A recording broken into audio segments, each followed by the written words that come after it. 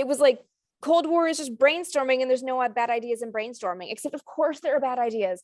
Why did the CIA try to turn cats into spies? Like literally. Oh, I think you did a video on that, didn't you? I did a video on Project Acoustic Kitty. And so I love how like nothing was off limits because no one knew the limits of the technology of the day, because technology had advanced so fast in the 30s, 40s. I mean, you've got people who were full adults when people had never flown, and all of a sudden they're seeing rockets go up. Like it felt like this upward trend of using technology and all of this was going to keep going.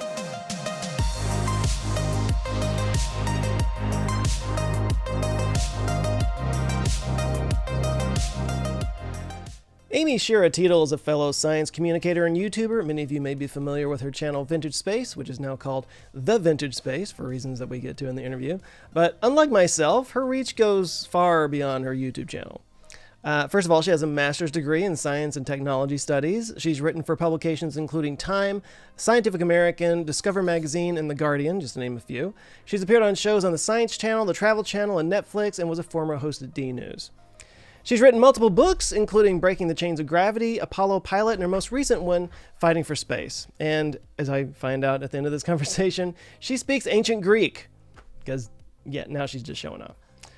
For real, though, I've been following Amy since before I even started my YouTube career, and it was a pleasure to get to talk to her after all this time. Turns out we share some of the same frustrations with this thing that we do. There's a bit of shop talk in this episode, but we spent a lot of time, talking about her interest in mid-century history, especially the space era, where things are going from there. She has an opinion on the future of space that I wasn't quite expecting, so that's kind of interesting when we get into it. But anyway, thanks to Amy for her time. I really did enjoy it. I hope you guys do too. So enough of that. Let's jump into my conversation with Amy Shira Teitel. So how you been? Good as can be given current state of world. How are you? Same. I've been watching you for years. I've been watching you since I started doing YouTube. So it's cool to finally get to meet you. Yeah, cheers. I know I've known of you for so long and apparently talked to you at one point. I know, right? Yeah.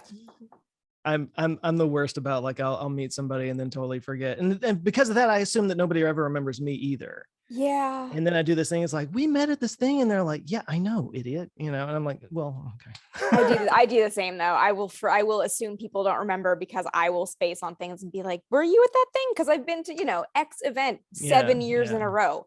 They're all kind of blend at one point. I'm just like, yeah, I met like 70 people that weekend, so like, can you give me a detail about you? Because like, I don't know. Yeah. I'm really good with faces and terrible with names. So I do a lot of, you look familiar, but I don't know who you are. Yep. You're not important enough for me to remember. Just leave that part as the inner monologue. Yeah. Keep that down. Keep it inside. So I wanted to, not just to, set this whole thing on fire right off the bat or anything, but, you posted a video in December. Yeah. That was Fire Hands. That was Fire Hands? Okay. I don't know. So this is Jazz Hands. This is Jazz Hands, Fire Hands, yeah. And what's Jazz Hands on Fire? Anyway. Yes. But yeah, so you were talking about like kind of making a shift. Mm-hmm. And the frustrations you were having with that, with the audience and the response to it. Yeah. As a fellow content creator, yes, of course. I know exactly what you were talking about. Yep. So, I mean, on that level, I wanted to just kind of like have that conversation with you about like what that was about and the frustrations you had and how it's going. And I'm curious, you immediately have such a strong, like full body reaction. Like, I kind of want to hear your experience too, because I think everyone experiences this kind of stuff in different ways. And it's never not really upsetting. It's one of those things people are just like, just ignore the trolls. And I'm like, but they're everywhere all the time. It's like, try to ignore the mosquitoes in the summer, but when they're everywhere all the time, you're going to get annoyed. Even if you're like, it's fine, just wear bug repellent. Like, the shift. I mean, I guess for some contextual background, like I've been doing space heavy history for over a decade at this point. That's kind of like my original like love of history. Like my vehicle into history was the Apollo program, because when I read about it when I was a kid, I was just like, what is this thing? Like they went to the moon. Like I'm from Canada, so it's not everywhere, and I was just like, how did they do that, and like why did they do that? And you know, the more, this is one of those things where like the more you ask questions, the bigger the answer gets. And like that whole era is fascinating to me. And one of the things that I love in the history of technology is the first time something's done, because you have to go through so much problem solving. In this case, there's the really, really fascinating political element of it being, you know, post-war, mid-century Cold War, which is like a really unique era in American history. And you know, I kind of leaned into the space historian stuff for a while, because it was a way for me to kind of grow my brand and my career, and that was great. But I never wanted to only ever do that. Vintage Space as a name, actually, when I first started the blog in 2010, was meant to be like vintage things in space, but also a space for vintage things. So it was meant to kind of be that all encompassing. A double entendre. Yeah. And then that just never happened, because the space stuff did so well. And I was, you know, my first book is all about pre-NASA history. So it kind of fed into that I kind of just like, you know, got comfy in that. But like, there was no growth after a while, you know? And I think every creator kind of hits this point. I mean, I hope not, but like, I think a lot of creators hit the point where like, I have like, my numbers have been plateaued for like 3 years. And it's just like, it's very clear to me that like, there's only so much in this era that you can do if you're not like working in it with some context. And people are like, well, you have to do modern space. I'm like, but I'm not interested in modern space. Like I'm specifically interested in the history. What I want to do is branch sideways into like other Cold War programs. So I started kind of peppering that into Vintage Space, and people were just like, they weren't watching it and they were like mad about it. And it just, and you know, my second book was meant to kind of start that really firm shift, which is, I feel like I should have it in front of me, but I don't. Yeah. I should have a copy. I'm that author with like 40 copies of the book like in this room, and none of them are ever next to my hand. Yeah. But it's called Fighting for Space, and it's the dual biography of Jackie Cochran and Jerry Cobb, these two female pilots who are outstanding. Jackie especially, I love her, and they kind of come head to head over the issue of should women fly in space in the early 60s. And I wrote this book to read like a novel. I use first names of everybody, like Eisenhower is Ike. John Glenn is John, which meant that John F. Kennedy had to be Jack to separate them. And, you know, I tried to make it feel like it was just a story, even though it's like painstakingly researched, and we had almost 2,000 footnotes. And God, you know, that's a lot to keep up with. I've never written anything that had to keep up with footnotes.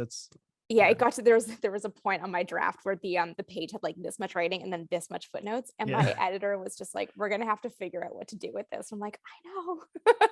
Yeah, at what point do you move them just to the end of the book? Yeah, you know? I mean, I always use footnotes for my own reference because it's easier that way. And we ultimately decided that because I'm not writing for an academic audience, we did a chapter bibliography in lieu of footnotes or endnotes, because it's pretty obvious, because the date of the letter is like in the item number in the bibliography. So we just have a very extensive bibliography instead. Gotcha. Okay. Tried to figure out the best way to do it, given that like this is not an academic press. So but yeah, that book was supposed to be like, oh, you can write really strong narratives, you can do other stuff, you can do aviation, you can do wider history and stuff. And people were just like mad that it was about women. That was the feedback, was that they were mad that it was about women and not enough about space, and told me to stay in my lane and only talk about Apollo because that's what I know. And, you know, it didn't help that the book came out in, you know, towards the end of February 2020. So like all of the plans for, I did 2 whole book signings. All of the plans for any publicity just fell apart. So I had spent 4 years working on this thing, and this whole like career shift was pinned to this book, and then it just like died. And I was like, oh, so I like didn't know what to do. So I went back to doing like kind of the same old shit on Vintage Space. I don't know if I can swear, but we're in it now. Yeah, you might need to. Yeah. Okay, yeah, fair. You know, and I did some other stuff like this Cold War aerial espionage series that, again, like it did decent, but it did like, these were 45-minute videos that were like months of deep research into like understanding how spy planes work and stuff and the politics around it. And it was not doing as well as a video about like why Apollo astronauts pooped in bags. And I was just like, this is getting to be like I'm not personally fulfilled anymore. Yeah. My career is not advancing doing the same thing anymore. So I was just like, all right, I guess I'm just kind of doing it on my own. 12 years after starting my career as a creator, I'm like back to the beginning, building up a new YouTube channel because my audience wouldn't stand for something new. So I'm kind of in this like weird nebulous transitional period right now where I don't really know what's going to happen with my main channel, but I know that the second channel is eventually going to be the main channel. I just don't know how that's going to look. And the second channel is just under your name, right? It's just my name, yeah. So it's not even, I'm not giving it a theme, although it's like history. It's just deep dives in history, but more casually presented, but still painstakingly researched because that's what I do. Are you feeling a better or a stronger creative spark doing that? Absolutely. I mean, and I think that's kind of the most important thing. Important. And I think that's what people don't think about with creators is like, if you're super like pigeonholed by your audience and you start to not love it, your content's going to suffer and they're going to see that. So like and then they'll complain about that. And then they'll complain about that. Yeah. I mean, come on, the internet just likes to be mad. So yay. But like my last video on that channel is a look at why Sweden changed from driving on the left to the right in 1967. And it goes into the history of like ancient Romans walking on the left for like walk by stabbings and ride by stabbings and other stabby things. And it was just like, it's just a question I had. And it was really fun to dig in. And I like animated a dude stabbing another dude. And it's wild to me that those videos are getting not that much less than what some vintage space videos have been getting lately. So I'm like hopeful that it's going to build with momentum and stuff. But you know, I've got all these, there's no schedule. I'm just kind of like, fuck it. I'm going to do what I want to do as it happens. Cause like, I'm also working on a new book proposal. Like there's a lot of other things that I can't talk about. So like, sure, you guys are getting what you're getting when you get it. And if you're really mad about the fact that, you know, I'm not doing what you want me to be doing, then like, you don't have to engage with that content. Just, yeah. That's something I don't think people are even capable of anymore. Just move on. Just go find something else, you know? It's wild to me how anger offended people are. Cause like the other thing that I've started doing in the last couple of years, which has been just really like creatively fun, is streaming on Twitch. Like nothing about anything, just like literally playing video games and cursing a lot at said video games. And I've been putting clips up on TikTok, Twitter less, because I don't get Twitter's video format straight up. I don't really understand why it just like won't let me post videos. And I don't Instagram, understand most things about Twitter.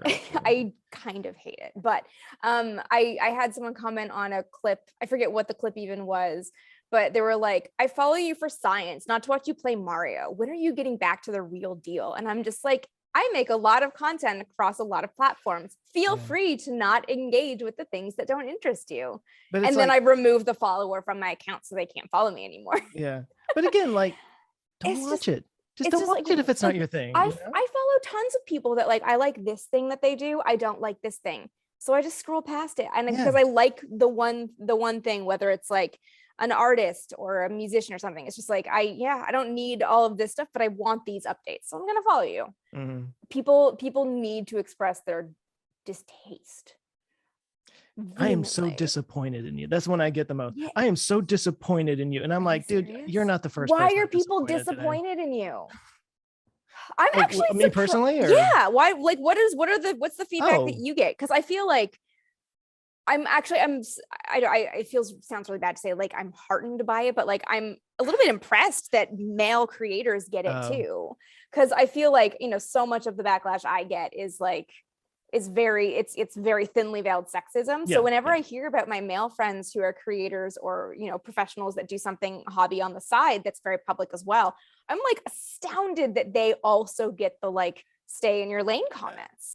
Now, chances are, if you click to listen on this podcast, it did it because you know and are a fan of Amy's space journalism. And if that's the case, you might be really into the Curiosity Stream series Trajectory, which is a 13-part series that explores the entire history of space exploration. From the beginning of the Cold War space race to the end of the shuttle program, this show gets deep into the engineering and the scientific advancement of space travel, what factors shaped the advancement, and the hard decisions that had to be made along the way.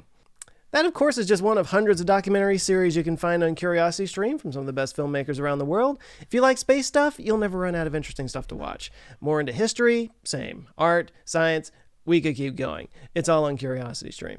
But you know what comes next. With your subscription to CuriosityStream, you get for free access to Nebula, the streaming service I'm a part of, as well as many of your other favorite smart YouTubers, where you can see our stuff ad-free and earlier than everybody else. Meaning this podcast on Nebula, you wouldn't have this ad read that you're probably wanting to skip past at this point. And you can get all that from both services for the ridiculously low price of $14.79 for an entire year. I did the math. It comes out to 62 cents per month per service, and you'll never run out of amazing content to watch. It's ridiculous. It's the best plan deal you can come up with. So yeah, to get all that, just go to curiositystream.com/JoeScottPod. Again, that's curiositystream.com/JoeScottPod, and you can start wondering why you never did this in the first place. I hear that from everybody all the time. It just keeps being true. And because science says you got to hear something 3 times before you remember it, that's curiositystream.com/JoeScottPod. So go check it out. And thanks to CuriosityStream for supporting this podcast. Now let's get back to Amy. Yeah, of course I have the trolls and the horrible people and whatnot, but I really don't think we get anywhere close to what you guys do. Yeah, it's just, I feel like from what I've seen from my male friends, it's like, I mean, especially as, in the education space, I think people don't watch education content because they want to learn. I think they watch education content because they want to prove they're smarter than the person who made the content. Because without fail, I will do this thing where to go back to the driving side video that I just did. I know because I was specifically talking about Sweden. So I was talking about Europe and North America because that's kind of the major influences in this case. I didn't talk about Asia. I didn't talk about South America. Because it wasn't like a history of driving around the world, So I limited my own scope and I was like, here's what we're doing. And people were just mad that I didn't talk about this one fact that they know. Yeah. And it's just this is like a 20-minute video that's like pretty in depth on this whole story. And you're just picking up one thing because you just want to be mad about something.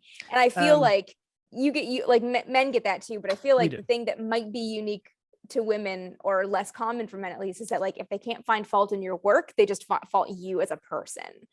Because I've literally had comments where people are like, I really like your videos, but I can't watch you because your bangs are disgusting.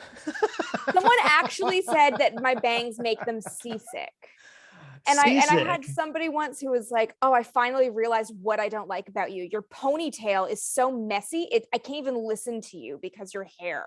And I was just like, I don't understand how to the point where I thought about doing it for an April Fool's joke, as just putting a bald cap on and doing a video being like, you guys fixed it. Will not stop talking about my hair. Then all right, we're in this now. I am now the bald space girl, I guess. But I did it. But yeah, it's I did do something similar to that one time. I don't get comments about, people try to everybody's just trying to get under your skin, and they'll say something about your hairline's receding. I'm like, it's been doing that for years. You think I'm not aware of that? You think I'm not aware? Right. But the one that happened for a while there, I started using a new camera recently, and it's a 4K camera, which means that I switched to a 4K camera and immediately started getting comments that were like, are you okay? You look sick. Are you dying? Because suddenly you could see all the details in my face, and I'm not a young chicken anymore, So, so there was that. But on the old camera, I think it was either because of some kind of compression issue, or it had skin smoothing on it or something. Anyway, something in the process caused, I guess, the middle part of my eyebrows to sort of disappear. It kind of made it look like my eyebrows started right about the middle of my eye. It was just a weird compression artifact or whatever. Yeah. And so I would get these comments, and people were like, stop plucking your eyebrows, dude. That's what women do. What's wrong with you? And I got a lot of these comments about my eyebrows. And I'm like, is there something shocked. About my I'm eyebrows? legitimately shocked that this is a thing that people would say to you. Oh my God. Well, and so I have a second channel. It's called TMI, and it's much more off the cuff. I don't really script it. It's just I press record and start ranting. But and I haven't been very good at keeping it up lately. But I did one on there that kind of like what you were talking about with the ball cap. I got some of my wife's eyeliner. This is let me fix my eyebrows for you, and I painted on these ridiculous eyebrows just to satisfy those people. Yeah. But the whole earlier when I said that people tell me that they're disappointed in me, it was exactly what you were talking about a second ago, where it's like, I covered a topic, but I didn't mention this one tiny piece of it that for whatever reason, this person is like really passionate about, and they're so disappointed that I forgot to talk about that. And I'm just kind of sitting there like, you're just mad that I didn't repeat your thoughts back to you verbatim. Yeah. And now you feel like you're a victim or something because that's all you came here for. You know, these are the frustrations of being a content creator for sure. It is. And it's hard to explain. And I always just kind of struggle to explain it to people that like, I still love what I do. I still love that I'm able to do this and that I can create the stuff that I want to create. But it is really hard when like your livelihood depends on people wanting to watch your content. And the vocal minority is telling you that your content is shit for whatever reason. It's just like, it becomes very, and what I think people don't necessarily think about is like, it becomes very hard to keep finding your willingness to put yourself out there when you know that it's going to be negative coming back. Like I stopped looking at my comments within half an hour of my video. I basically watching the first. As soon as I see the first one, I'm just like, I'm out. Well, you have to. I mean, for your own mental health, you know. Yeah, I have. I think this is true for me. I'm going to assume it's true for you too. There's actually far more positive comments than the trolls and the negative people. But for some reason in our psychology, it just you see that one, and it's just like, you son of a, and it just can't quite get it out. Yeah, I think for whatever reason they do stand out more, and I definitely do. I mean, I do have a lot of very supportive people and people that I've met and engaged with, you know, and kind of have gotten to know a little bit through the different networks and channels that I'm on and stuff. So it's definitely not everybody, but it's just, it does get to a point where you like, you know how, and I hate this, and I have been emailing YouTube for like years about this, you know, on your dashboard, when it gives you like comments in the top 3 comments, I have been petitioning them to option to hide that. Because whenever I go to my dashboard to just kind of look at my general stats, I see the top 3 comments, and without fail, one of those is something deeply negative. Yeah, same here. Yeah. It's when you look at that and I think for me, what it is when you're not even looking at the comments, but they're in your face, and at least a third of them are going to be negative. It's just, it feels like it's so much. Even if in reality it's 10% negative, it feels like a lot more than that, because they're always kind of at the top. They seem to rise up. Well, and if every single time you get on YouTube, you see something like that, it does. There's a repetition thing there. Yep. Yeah. Why do we do this? I don't. It's the love of creation, the love of. I mean, I legitimately do love like telling people about weird history stuff. That it's. I like the things where it's like, you want to know about this, but you're not going to research it. So like, I'll do that for you because I want to know. But yeah, no. I was saying to somebody the other day, the thing that I like about this is just kind of going down those rabbit holes. It's just like finding some little topic and being like, wow, there's so much more to this than I thought there was. And you just start pulling out. And it's awesome. It's so much fun. I would just like for people to be a little bit less jerky about it, you know? Let's try to get off of all that. Everybody wants to hear creators talk about how terrible their lives are. So what would you say? Let's get into a question. Okay. What would you say would be a good example of something that you were going to do a video about, and you thought this is a very cut and dried, simple idea, and then once you got into it, it's like, wow, there's just so much inside this piñata that I didn't know that was there. I know that happens pretty much on every. I feel like that happens a lot. I think the one that I kind of knew was going to be big, but ended up becoming a lot more interesting for me personally. This is a video that went up like 2 years ago at this point, about the politics of space exploration, which was a video that I've always been really interested in this very obvious trend that since the space age, and basically since Bush the first, really, the Republican leaders, whenever we've had a Republican presidency, they're very firm on these really big goals, whether it's going back to the moon, going to Mars, you know, there's always like a really big proclamation. And then that is scaled down under the subsequent Democratic president who comes in. But the Democratic Party seems to be the one that creates the long-standing goals in space, like the space station, like NASA's working with SpaceX to help do low Earth orbital stuff. And I thought there's a really interesting thing where, and I'm sure, I mean, maybe you're less in the space world than I've been for years, but like space skews very Republican, and it's very interesting to me that, you know, I've got friends that, you know, we don't align politically, but, you know, they're so vehemently like because of space. And I'm like, what is it that like draws people into this party so much? With all of, you know, listen, no party in America is perfect. I will not say that. But, you know, people get so like fixated on the space goals. And I'm like, why? What is it that like these two parties have very polar approaches to space? And I got into like branding America as like during presidential races and stuff. And I'm like, this is fascinating how much like this has been used as like a leverage point for people. And it's something that I've known about a little bit, but I finally went in the weeds and looked at like how different policies and like when things actually happened. It was fascinating. I really enjoyed making that video. I learned a whole lot. So it was like, I didn't know how long that video was going to be, but I didn't think it would be like 40 minutes. Okay, so you're saying that like when Republicans are in office, they have big grand plans, but when Democrats come in, it's more sort of scaled down but sustainable. Yeah, that's because like it's both Bushes said we're going to Mars, and Trump said we're going back to the moon, and then created Space Force. And I still don't really understand what's going on with that, but that's neither here nor there.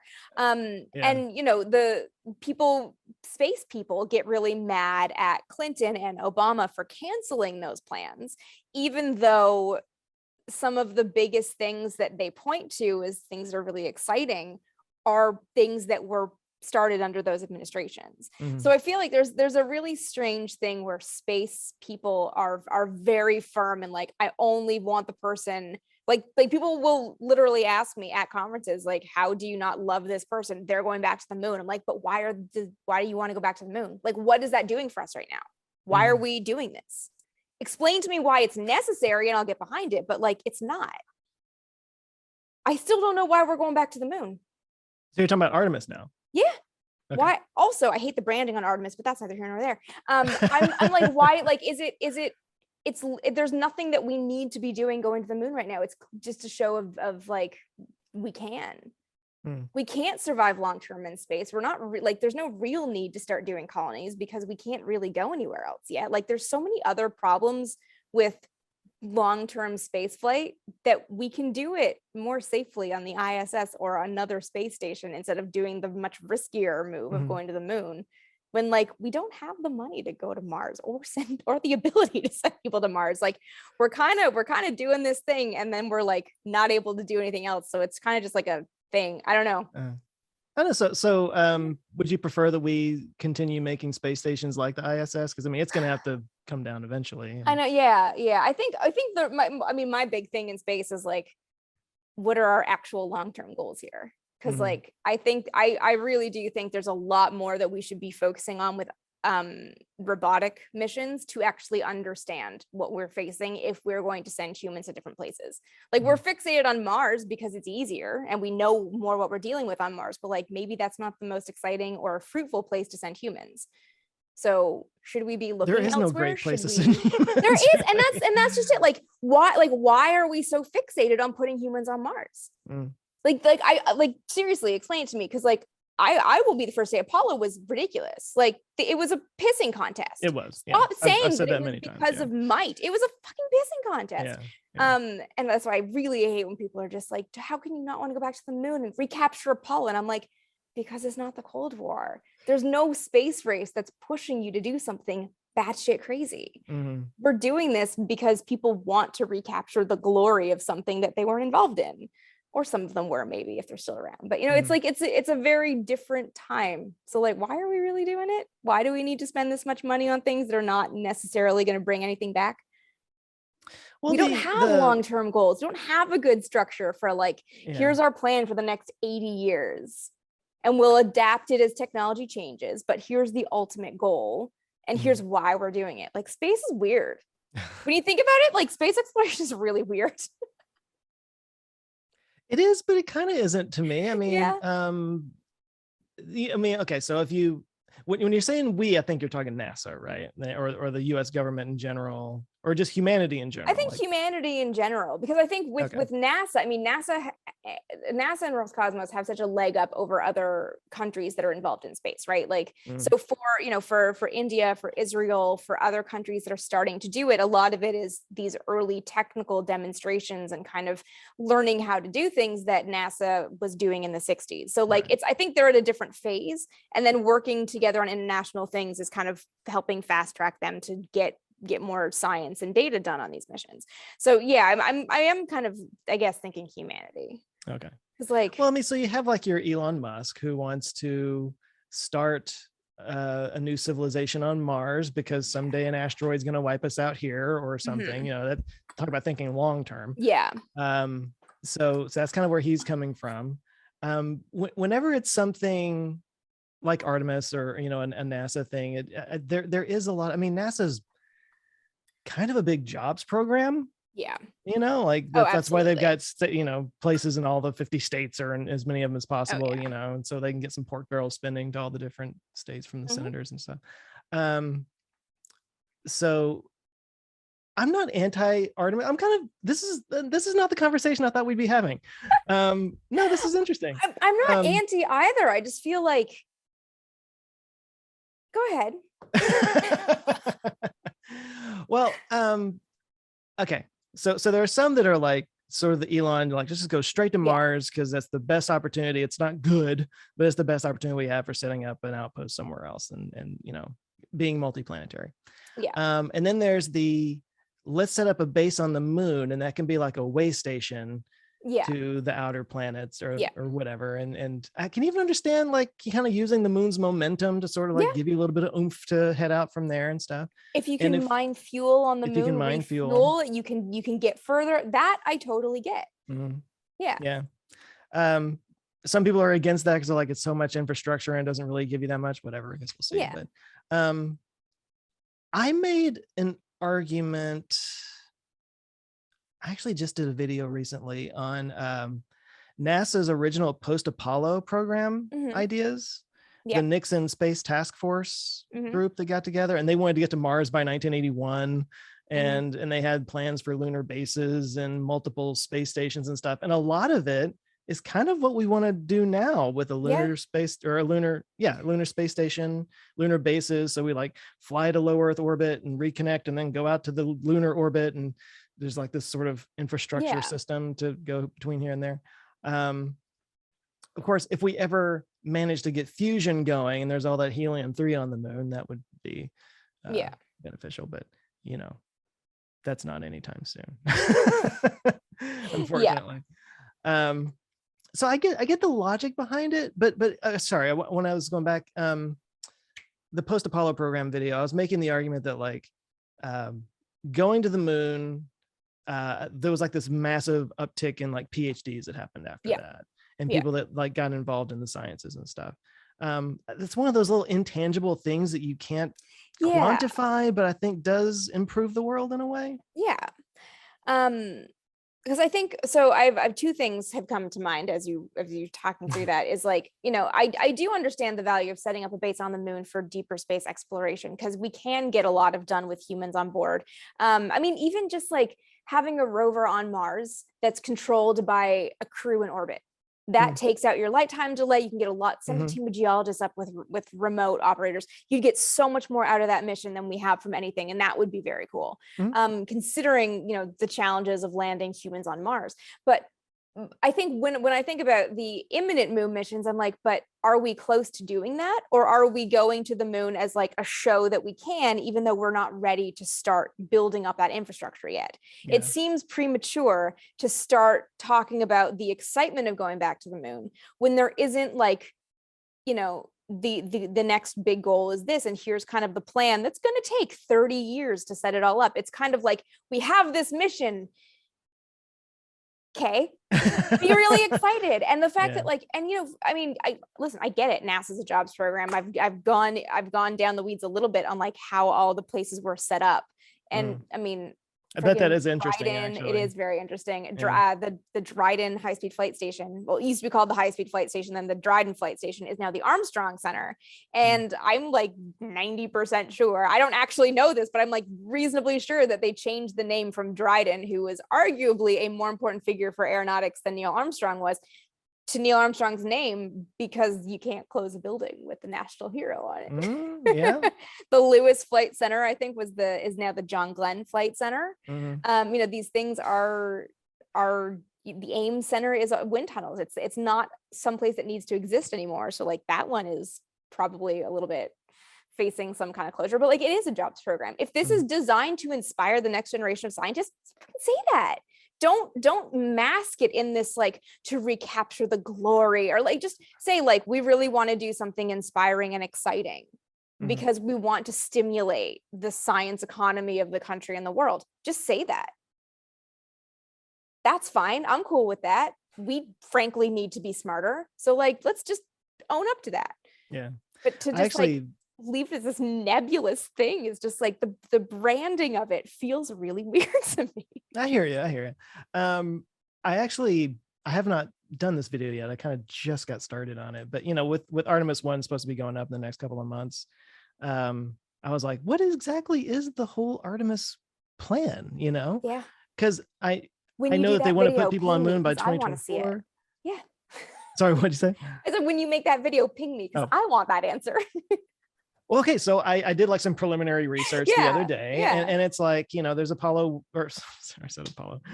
There's Artemis 1, that's just like the unmanned flight, and then there's the Artemis 2 is going to fly around the moon with crew. Yeah. Artemis 3 is going to actually land in 24.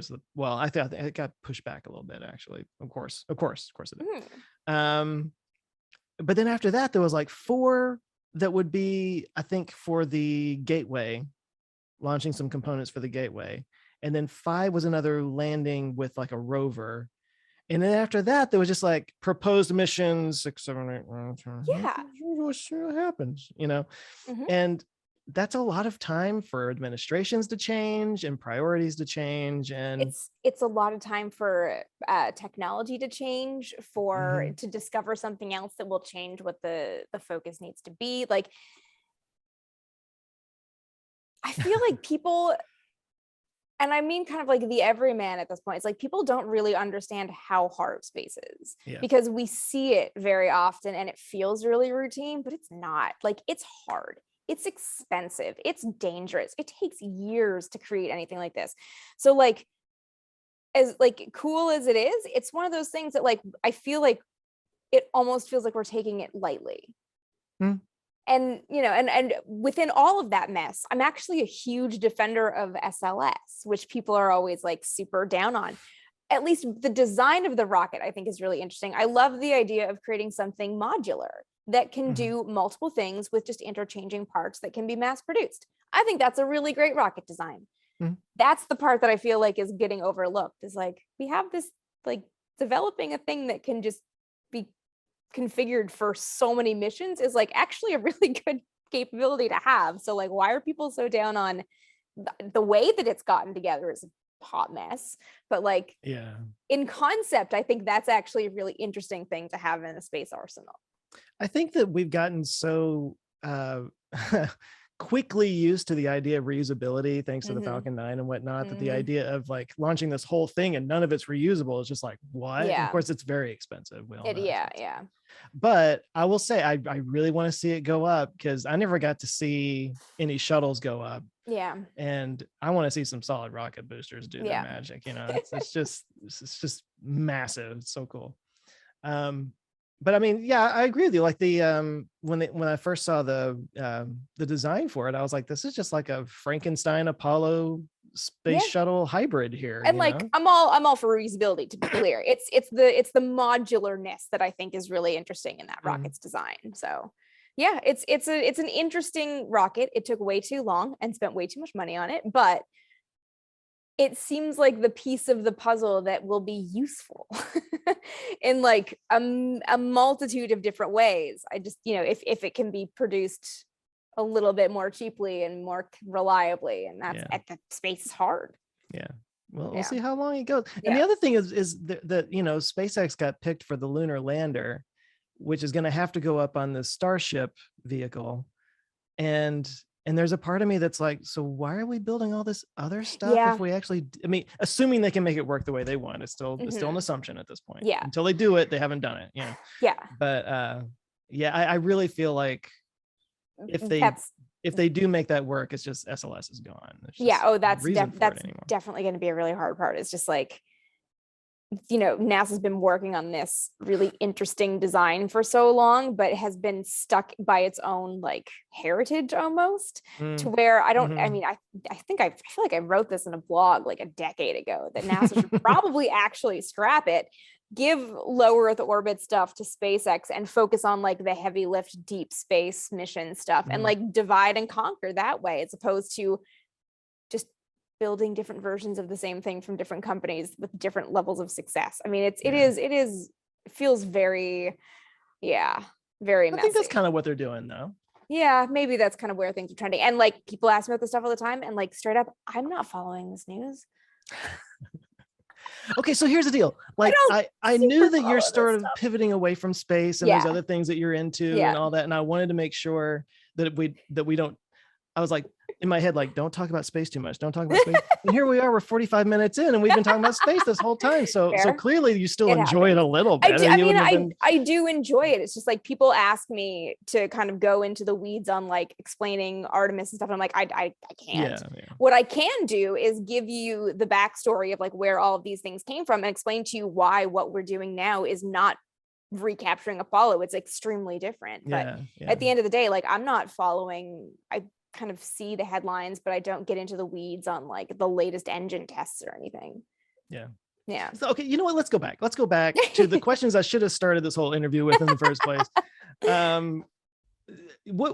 Okay, so you just talked about how you got into sort of the mid-century history by going through Apollo and being interested in that.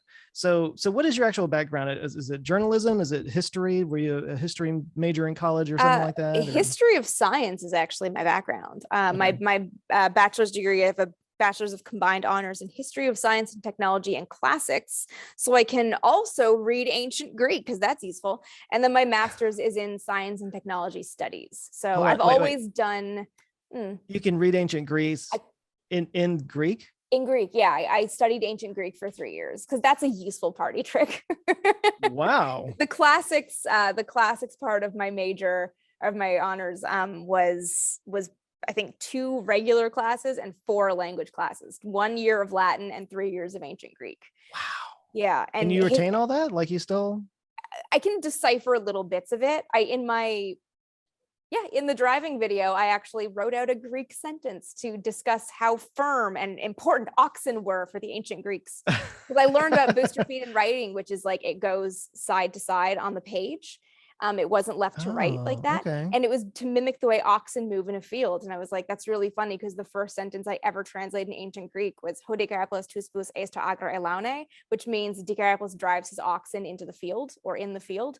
And I was like, oh yeah, our textbook was contrived ancient Greek because it's not a spoken language, obviously. All about this farmer Dicaiopoulos and his oxen and like his son going off to war, and it like taught you Greek through the story of this ox farmer. Okay, so when you read ancient really Greek, it does a it does not anymore. It's now gotten back to the right, like what we're familiar with of the left to right, but before, back then that's how they did it. It was such an oral tradition that very few people could read or write. So there was no standard, there was no punctuation, there was no spaces, there was no lowercase and uppercase letters. So it was just this wall of letters, and you had to understand. That sounds like half of my comments. Sorry, go ahead. Modern Hebrew, actually, I learned is similar to that. There's no vowels in Hebrew. I didn't know that. I didn't know it was all Hebrew. I knew that in the Torah there's no vowels, so you have to infer what the word is from context clues. This is a whole other thing. You're like a linguist and stuff. Like I love language. I love how language develops. I think it's fascinating. Yeah. Wow. Yeah. So that's one of those subjects that like I've never covered it.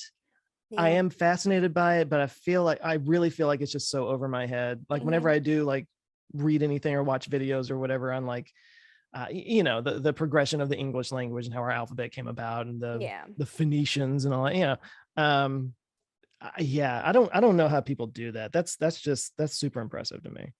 I have dabbled in a lot of weird things over the years. So I have these little bits of introductions into various paths to follow. But yeah, no, my background's in history and like history of science specifically, which is weird that that's a degree, but that's what my degree is literally in. Mm-hmm.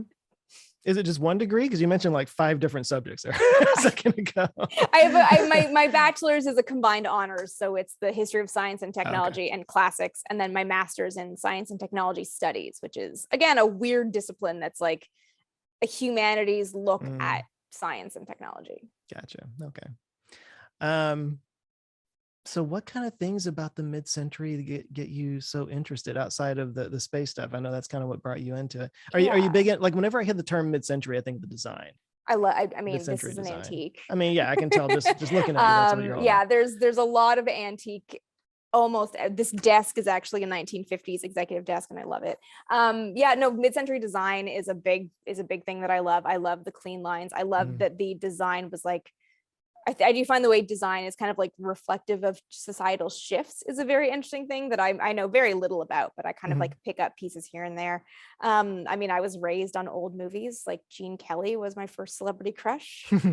Singing in the Rain is my favorite movie. There's a lot of like, I'm a big, the vintage community that I am kind of I'm not super involved in online is very like vintage style, not vintage values, because we're all aware that like it was not a great time for literally anybody who's not a white male, but like the style and the aesthetic and the music and everything is still something that's just like, it has such a very poignantness that I love that.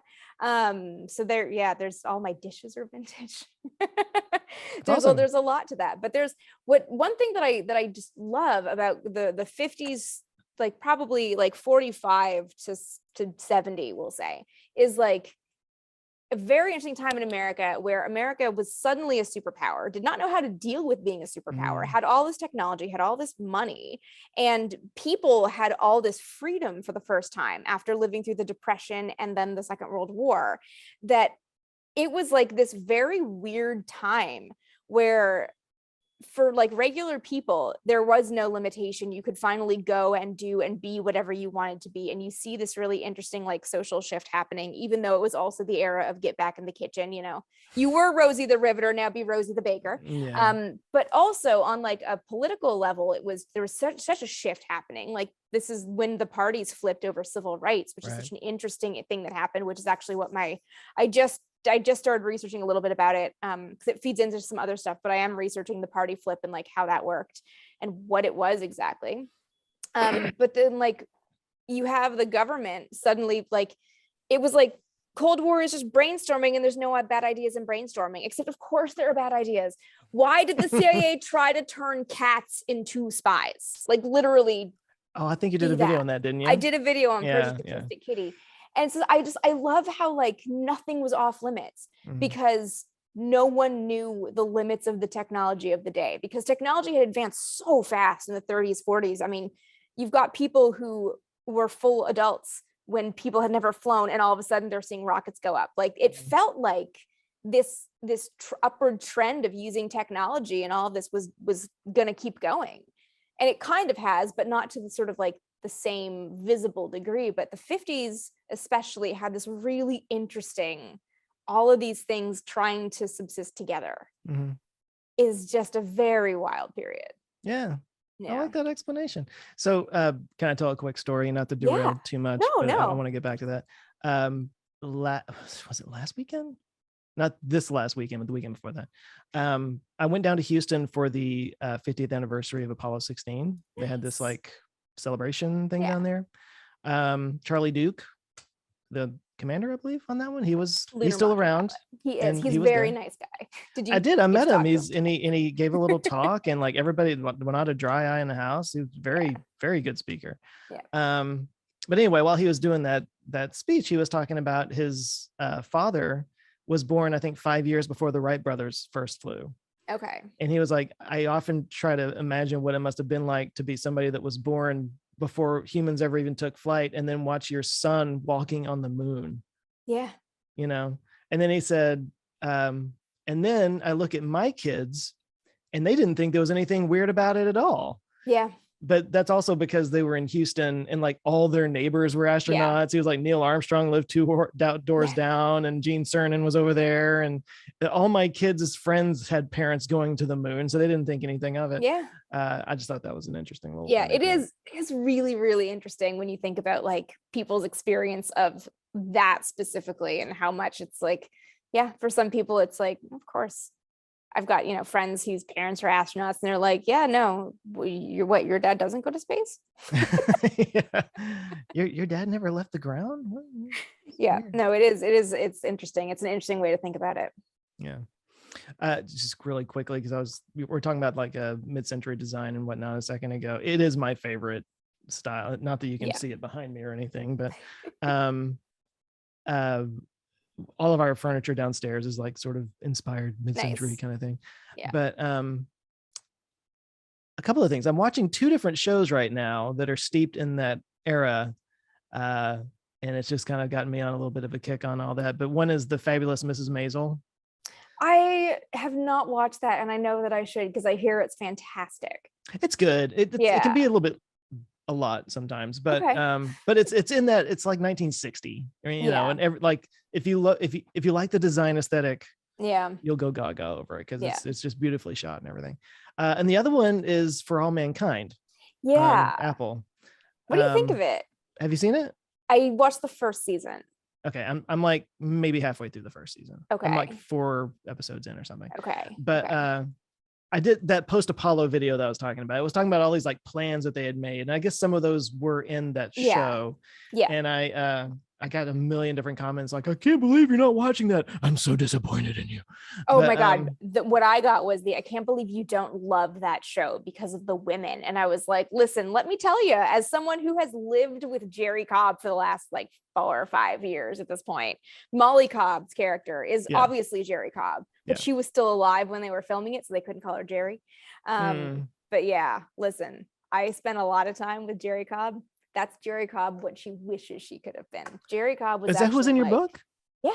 Oh, okay. She's one of the main women in my book, which is, and like, because I spent so long trying to understand the women's position, NASA's position, the whole thing. So then to see how they treated, I was like, no.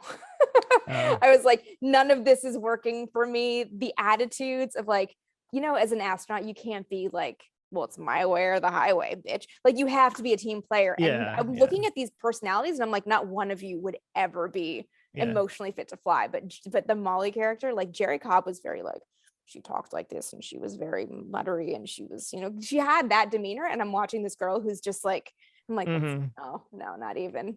They're like, oh, I want to know all about Jerry now. And I'm like, you will not. You will not love her as much if that's what your idea is. But anyways, yeah. Well, I just got to where they launched. So I don't know what happens after that. it's got some good stuff in it. And I think I loved the impetus for the show. I loved the idea. The concept that's, of everything is exactly the same, except that the Soviets actually get there a month before Apollo 11. Yeah. Because that just sets you up with all of this stuff. And it's like that alternative history thing. It's like, what if this had happened? And then all these dominoes would have fallen a different way. Yeah. I think it's interesting. I think I actually think it's probably the wrong turning point. Cause I think, you know, and here's where my thing with space-based, especially obviously space history-based TV like this is, I can't like get out of my head.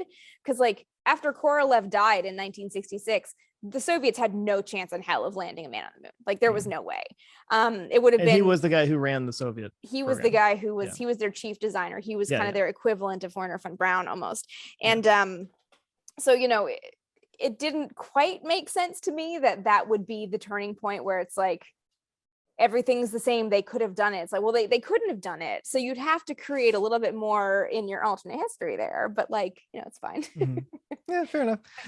Honestly, I'm a little bit the same way when I watch it, and there's little things kind of the same what you were just saying about the Molly character not being accurate or not being somebody that would have, you know, worked in that whole atmosphere and everything. I do the same things. I watch and I see some of the astronauts kind of having these attitudes and being a certain way, and I'm like, they wouldn't. That's not they wouldn't have been like that. You know what the reality is like those guys, especially in that era, they were very disciplined, very quiet, mild mannered. Like they were, they would go out and drink. They were like hotshot fly boys, but they still did the job, and they were very much like they were chosen because of their demeanors and their being a team player. You know, it's really boring to watch people like that in a classroom. But that's what astronaut training is. Like the reality is you have to make it more exciting for Hollywood. So yeah. Doing multivariate calculus on a scratch pad. It's real exciting. But yeah, I mean, same thing. Like when you're doing a TV show, you got to have drama and tension and narrative stuff. It's got to be in there. I understand that, but some of them so far for me have been kind of like, but why? Why did you even do that? Like when I'm spoiling a little bit if anybody hasn't seen it, but when Apollo 11 does land, it's this like big dramatic thing where they lose radio contact for 2 hours, and it turns out it was like parked sideways, and they, it's kind of like that didn't add anything really except for just some needless drama. But again, I guess I get it, because I think there's one element you might not have gotten here yet, but they got to the point where I couldn't tell you anyone's name. I could just tell you what their social cause was, because it started to feel like, instead of developing characters that you could really understand and sort of see the world through their eyes to understand different perspectives, different experiences, it was just like, well, we're going to give her this issue, we're going to give him this issue.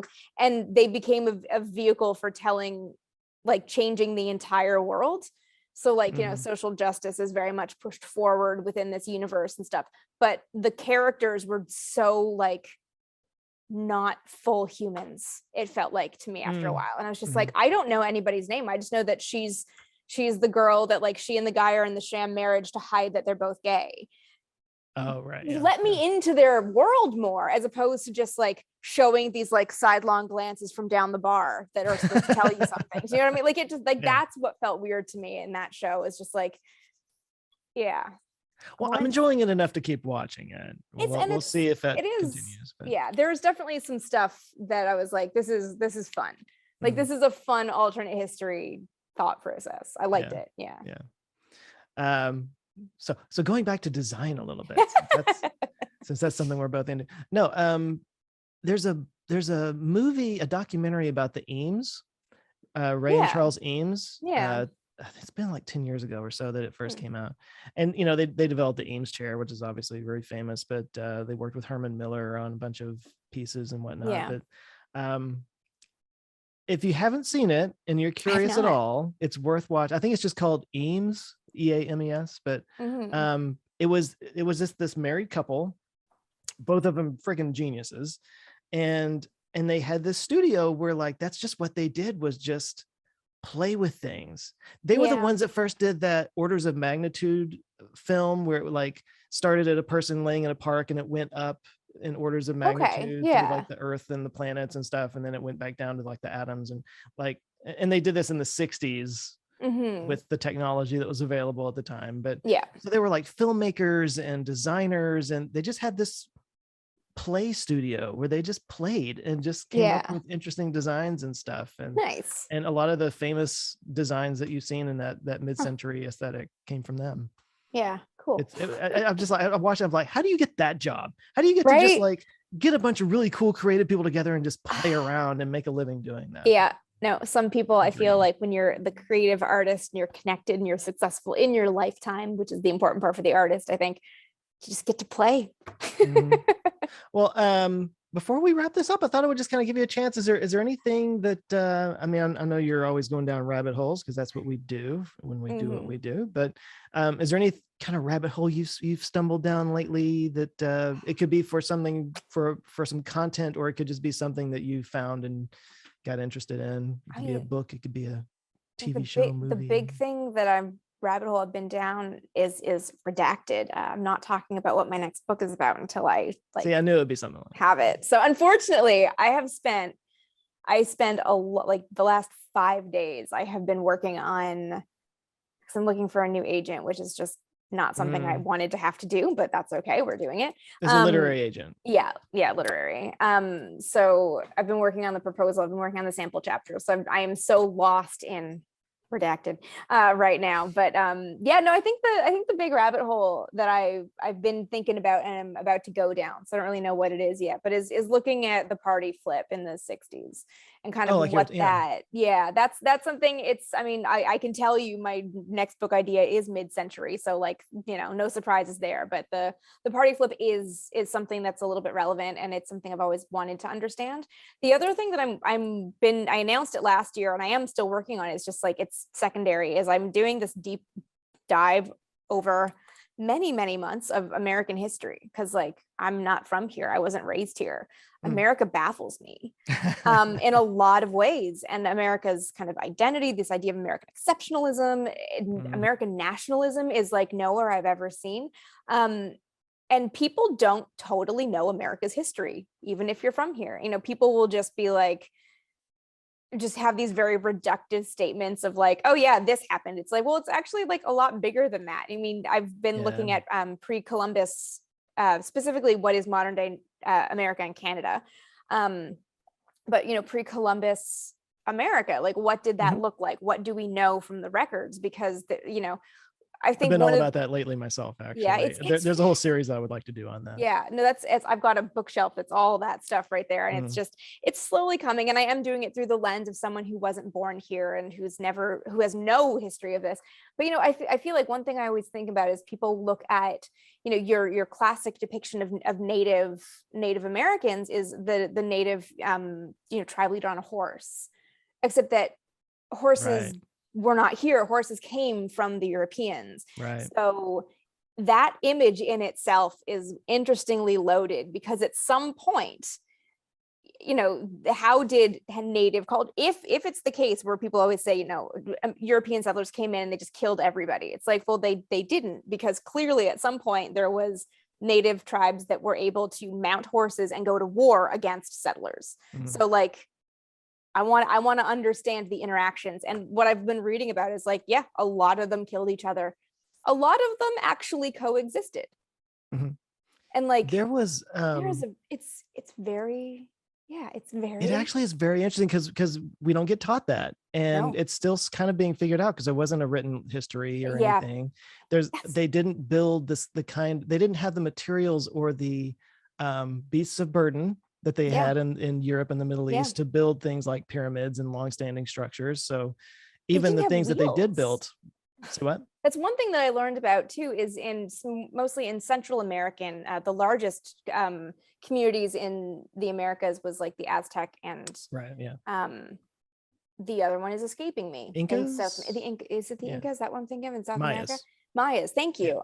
That's Middle America, but that they had wheels that were used in children's toys, but they didn't have wheels for carts, and that's in part because they didn't have large animals to pull them. So there's this really interesting, like, literally for them to move around is a very different way of life than the people who then arrived in this world and started setting up, because they had all this different technology that became a clash of eras in a way. These little things that you never think about. Well, and something happened to pre-Columbian native civilizations, like just before the Europeans arrived. There was a huge dip in their populations, and like the city of Cahokia. Are you familiar with Cahokia? No. So actually, the sort of rabbit hole that I've gone down on all this is like the North American ancient pre-Columbian cultures, because we know a lot about like the Mayans and the Incas, but like there's a city called Cahokia. It's like right outside of where St. Louis is today. Okay. In its time, around like 1100, it was bigger than London.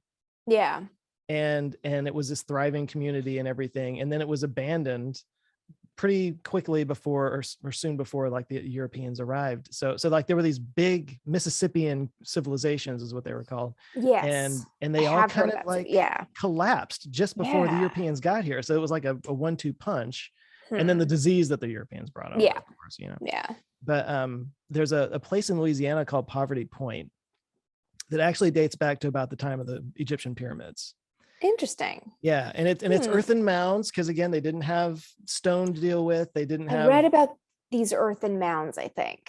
Oh, they're This all is over the familiar. place, Yeah. but in Poverty Point, it's like one of the oldest that they found. Yeah, I read a couple books about it last year, and I'm kind of just starting to go back through this stuff. But that is ringing a bell about that one. Yeah. Well, as you can tell just by the tone of my voice, like I started getting into it, it's like, this is so interesting. It's very interesting. The thing about Poverty Point is they found all these artifacts and types of stone tools and stuff that were from rocks that weren't around there, from all over the country. Mm-hmm. And it turns out there was this whole trade system through the Mississippi and all its tributaries and stuff, mm-hmm.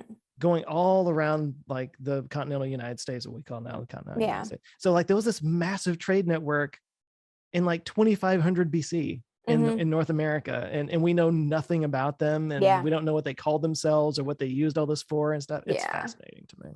Yeah, one thing that I read about, which I'm sure you've come across too, is, you know, that these were all oral traditions. They did not have writing. So their history is preserved with artifacts, which are very hard to figure out, versus the Europeans who found this world and could write about it and could disseminate that information and put themselves in a unique position to the benefactors, because they could actually communicate what was happening very quickly as opposed to having to do it orally, which is an interesting part of like how they were able to fund getting back here and setting up cities and funding all of their activities. You know, there's a lot of elements that we don't really think about that had to happen for, you know, modern day America to exist the way that it does. Yeah. It's fascinating. It's very neat. I actually just bought a book called 1491. 1491? And its companion book, 1493. Both of them. I haven't had a chance to read it yet. You're ahead of me. Yeah, no, it's that those two are both on that shelf. Well, why don't we start to wrap this up? And like, where can people find your book? Let's sell some of your book here. Sell some of my book. My book, Fighting for Space, is available wherever you want to buy books. Amazon is everyone's go-to, but I forget what the website is that allows you to buy it from any local bookstore, but as with the ease of Amazon. I forget what it's called, but yeah, anywhere you buy books, you can buy Fighting for Space. Also ebook and audiobook, which I did narrate this time. Oh, I was going to ask about that. Very fun to be able to do. My voice is known. People didn't like that my first book wasn't narrated by me, so I narrated this one. That was like right off the bat in my contract. Did you just lose your voice after a couple of days there? No, I could only, they only recorded for about 4 to 5 hours a day. Okay. And I sat there eating Altoids all day to keep my mouth fresh. And literally the guy would be listening. He's like, your voice is getting tacky. Take 5 minutes, drink a bunch of water, then we'll pick up. So like, well, that's cool. So you had somebody there that knew what they were doing. It was, I worked with a studio. Cool. It was this guy's home studio because it was closer to me than going downtown, but it was a very interesting experience. And I got to find some errors that I would have missed if I had been reading it out loud. So that was really helpful. Yeah. You're reading through it. It's like, wait, what did I mean when I wrote that? It was, I had one moment where I reference Jackie Cochran and Amelia Earhart, both being very similar women for a lot of ways, including that their husbands were supportive of them being the dominant feature. And I realized that because my editor had asked me to play up the Amelia friendship a little bit, at that point in the book, because I'd added more in later, Jackie wasn't married yet. So I had to go in and change it to be like their husbands, that their partners or whatever, you know, these minimal edits. And I was like, oh, I don't know that anyone would have caught that, because we all know that they get married 6 months later. But yeah, it's a little stuff like that would have, you know, been very annoying to miss. You would have been cringing, waking up in the middle of the night, thinking about it. Yeah. So that's the book. I feel like the other place to find me right now is Twitter and Twitch. Amy Shira Teitel on Twitter, and I'm promoting it as like, if you want to come and hang out and shoot the shit with me as a regular person, that's what I do on Twitch. So I stream under the Space Vixen. How often do you do it? Mondays and Thursdays at 5 p.m. Pacific and Sundays at 8 a.m. Pacific. So you keep regular hours on that? I do. Yeah. Cool. Okay. Stream for about 5 hours at a time. We play some old video games and we hang out and we rant. Yeah, it's fun. I've never done that. I've never done the Twitch. The weirdest thing, and a friend of mine pointed this out to me, was like, I create all of this stuff under my own name on all of the apps on the new YouTube channel, but Twitch is where arguably you get to know me as a person, because I can't be on for 5 solid hours. I can't be on when I'm focusing on a game or like narrating something and being entertaining to, a couple hundred people. It's weird that the one place where I'm not under my own name, I'm most myself. Well, isn't that true about the internet though? Because people are a bit more anonymous. And that's how you get those comments that are so lovely. Yes. But, let's just swing back to that one more time. No. Well, cool. This has been great. I've been wanting to meet you for a long time. Yeah, no, I'm really happy we finally got this 3 years Thanks, later. Tim. Thanks, Tim. We're not throwing you under the bus. Well, good luck with everything, and hopefully we can do this again sometime. Yeah, sounds good. Yeah. Thanks for having me. Okay. I'll go sit on my mid-century modern chair downstairs now. Nice. All right. Take care, Amy. Thanks a lot. Bye.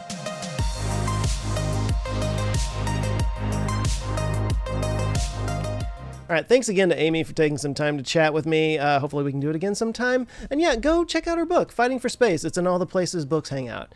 And whoever your favorite creator is, by the way, if they branch out and do something big, something that really pushes their creative boundaries, you should support that. It's a difficult and scary thing to do, but taking on new challenges only just strengthens the rest of their work. It kind of gets their creative juices flowing. So it comes back into the thing that you love, whether you're into the thing that they have gone off and done or not. So anyway, show them some love when you see that. This episode was produced by Kimmy Britt, edited by Bray Brown. I'm Joe Scott. You can find me at Answers with Joe pretty much everywhere on the socials. And of course, my YouTube channel is Answers with Joe. Anyway, thanks a lot for listening. Please do share this if you thought this was interesting. And a nice review on whatever podcast player you're listening to right now really does go a long way. So until next time, thanks. Have a good one. Now go out there and start some conversations of your own. Take care.